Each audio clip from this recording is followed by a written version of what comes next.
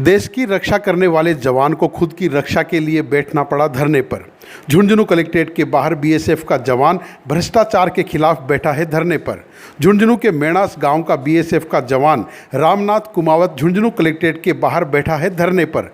जिला प्रशासन को दे रहा है चेतावनी, अगर उसकी मांगे नहीं मानी गई तो 2 दिन बाद राष्ट्रपति भवन के आगे बीएसएफ का जवान देगा धरना।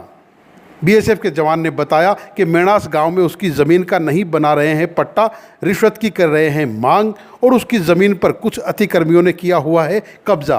बीएसएफ के जवान ने बताया कि अगर मांगे नहीं मानी गई तो 2 दिन बाद राष्ट्रपति भवन के आगे दूंगा धरना। सुनिए बीएसएफ के जवान की खुद की जुबानी।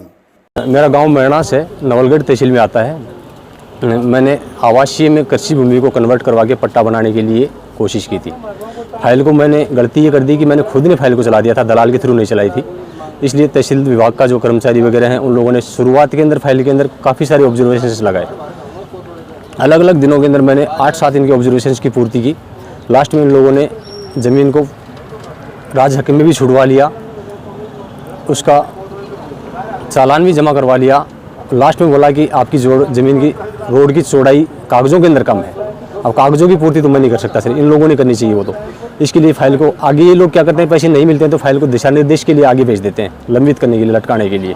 वही मेरे साथ में किया इन्होंने। 2.5 साल हो गए मेरे को उसको फाइल को लटकाए हुए। अभी लास्ट में दोबारा मैंने हमारे DIG साहब से भी लेटर दिलवाया इनको, शासन सचिव जयपुर तक को लेटर दिलवाया, लेकिन सभी लोग शांत बैठे हुए हैं, किसी को कोई परवाह नहीं इस चीज़ की। अभी दोबारा फाइल के लिए मैंने कलेक्टर साहब से बात की थी। कलेक्टर साहब को बताया था कि अगर आप यहाँ से नहीं करते हो तो मैं राष्ट्रपति भवन धरना दे दूँगा। उसके बावजूद कलेक्टर साहब ने कुछ नहीं किया है। फाइल को अभी मैंने नवलगढ़ से पता किया तो उन लोगों ने दूसरी बार दोबारा फिर दिशा निर्देश के लिए आगे भेज रखा है।